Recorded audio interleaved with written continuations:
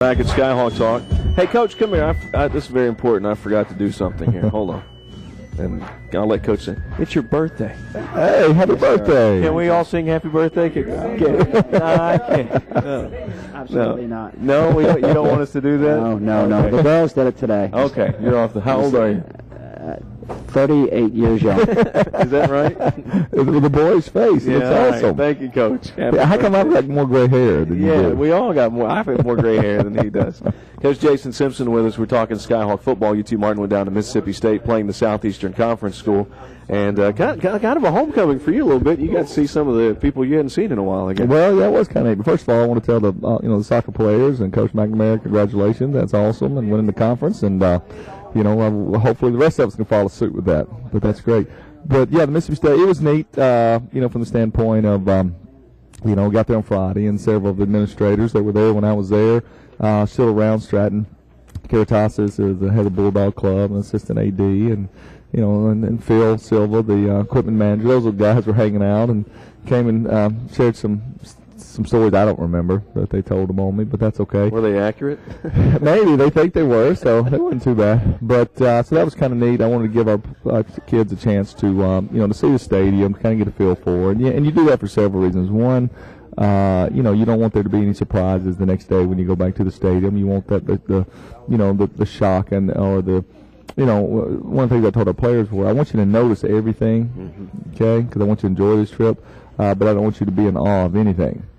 And so that's kind of how we approached it. And so, so that's what we did on Friday. And then it was neat coming back on Saturday before the game. Got to visit with Scott Strickland, their athletic director, who was a student when I was there. And, and Dan Mullen, the head coach, was very complimentary before and after the game of our program and growth of our program and some strategic things that he'd seen us do on tape and stuff. So that's always neat to kind of share some thoughts on that. So, like I said, it was kind of neat. I wish we were played better, hung around the game, made it more competitive, but that's how it goes. We won't go into specifics of the game. We were abbreviated tonight with so many topics on. But, Coach, there were a lot of things you did really well. Mm-hmm. You weren't intimidated. You played hard. When you look at the yards you accumulated against such a great defense, right, despite not scoring a lot of touchdowns, that was successful. No, I'm very, very our offensive line, running backs, and the whole offense in general, I thought competed very well.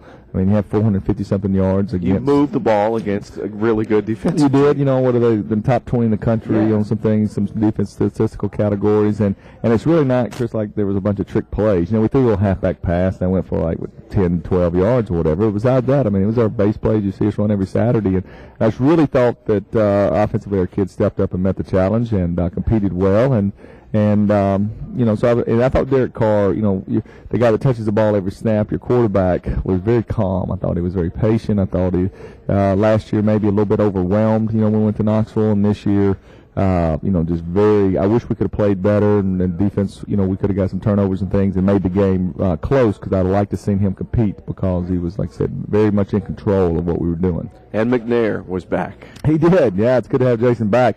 He competed. He really did. And I don't know if I kidded with him today as I complimented him. I took some clips from the game and showed our team with Jason finishing some runs and being physical and fighting for extra yards and stuff. And, so if we've got to see if we can get Tennessee State to come to across the Mississippi State line to play us, but no, I was very pretty. Anytime you have 120-something yards against an SEC defense, that's something he'll have with him for the rest of his life.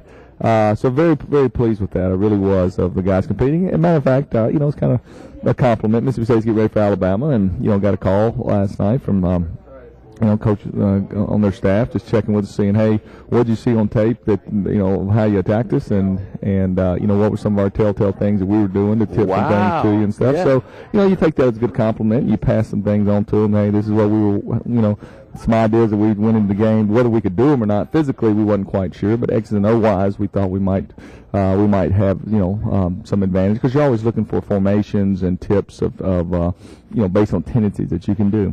And, of course, I ask him questions. He shares some things with me. So, as he gets ready to go play, put the number one defense in the country. So that was kind of neat. And so, anyway, in our defense, like I said, it was very frustrating for our coaches because I really, you'd see us, we'd stop them, we'd make a good play, then we'd give up a big play. And that's going to happen sometimes when you're playing, guys as big and as strong as they were. But a lot of it had to do with, and this is what I was disappointed about the most, was, busted assignments, guys not lining up right. The game got a little bit too big for us in spots. Some of our guys, especially in the secondary, we're not echoing calls, things in our stadium that we can do there when they would motion a guy and a linebacker would check to a blitz. A corner's not getting the call. Mm-hmm. Okay, and maybe a cowbell made him not hit or not, but you've got to be focused in on that. And guys are running free, and that's where some of the big plays came in. On the punt return, we were instructed to kick the ball out of bounds. We left it in the middle of the field. It was a great punt, but we were not set up to cover it. That 65 yards down the middle of the field, his ball is supposed to be kicked to the left.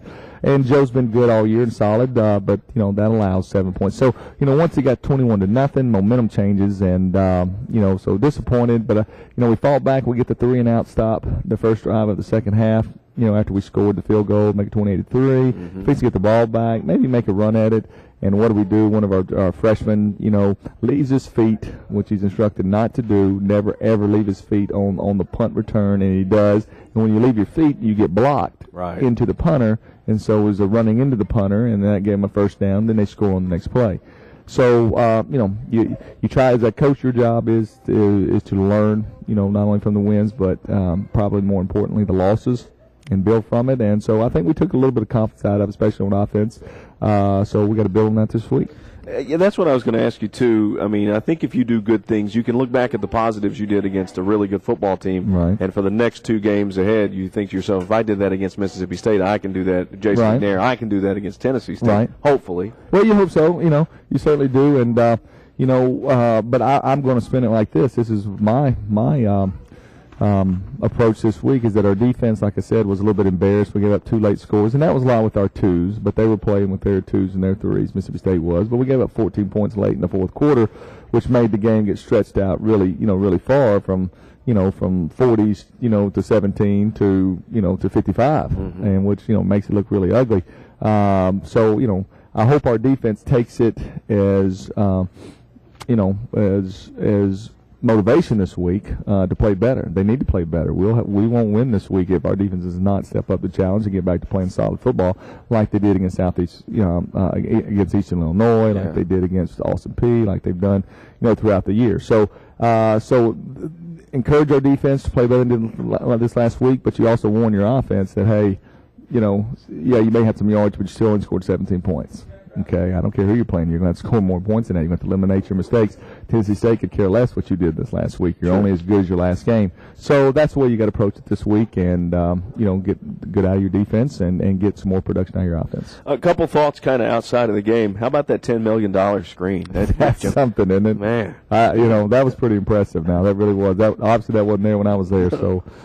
Pretty neat. And I was even saying on the air that it's got to be kind of a slight distraction for our players at first, because you're on the screen as you're on the field. So especially if you're kicking at that. It's like looking in the glass or something. Yeah, and you're running at yourself, except up there you're 40 feet high. Well, and our guys, we were so bad on kickoff return and fumbling the ball and Tevin stepping out the 1 foot line.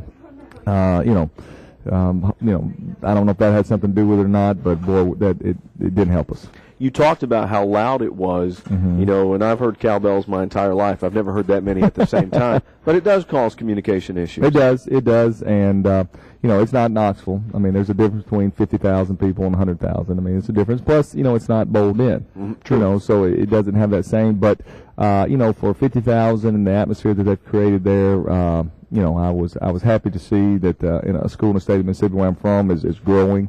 In that capacity, and they do a good job. I thought they had a very knowledgeable crowd. I thought they were very, kind of what the Cardinals get credit for, St. Louis Cardinals, of being supportive, but yet not too, cruel and vicious. That's kind of what the tradition of the Mississippi State fans are. So we were treated well. Just wish we would have played better. Another thing, too, a television game like that, the timeouts are longer. It was a long game. I mean, it really was. But the thing of it is, if you're used to that every Saturday, it's no big deal. Right. It's just different. It throws you out of your routine. It to a little bit. It works a little bit to our disadvantage in a game like that, because if you saw, their big guys didn't like to run as much as we were trying to run them going fast. And so, I sure would like to, not to have all, don't get me wrong, glad we were on television, but sure would like to been able to run them as fast as we could, and maybe got some fatigue and got a few more first downs out of it.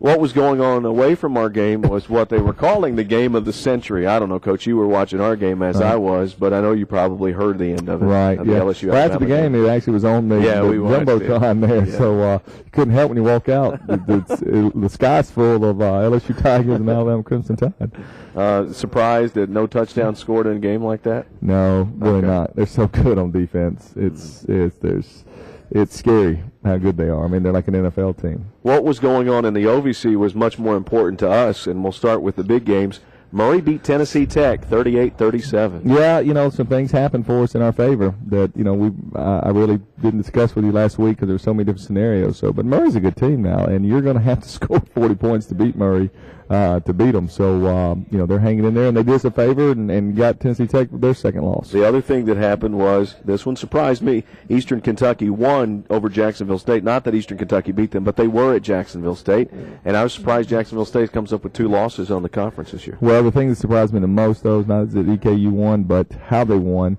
down by 24 points in the last 7 minutes. And then Jacksonville State, let the lead get away from them. And I'm sure that's hard. I mean, that is very difficult to swallow. I don't know who they've got this week. Maybe SEMO and TSU left. That's right, yeah. That's hard to overcome now. It really is. So here we go. UT Martin tied for the number 2 spot in the conference standings.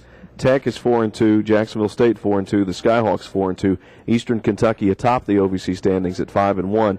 UT Martin has 2 games left against Tennessee State and against Eastern Kentucky. So potentially, and I have 8 different tie-breaking scenarios in my head. This could get crazy, but you're vying for the conference championship. Well, that's all you could ask for. I mean, that is absolutely 2 games left in the season, and you're still in the hunt. You'd like to be sitting there undefeated, but obviously we're not. So, told the kids tonight, hey, 2 things this week. 1, you win. They're the Sergeant York, holder of the Sergeant York Trophy, and that's a goal as we end the year. And 2, it gives you an opportunity to play for share the conference championship at worst the next week. So a lot of things at stake for us in the next 8 quarters of football. Now, there are a lot of ways that we could tie, and the tiebreaker scenario could still go to UT Martin.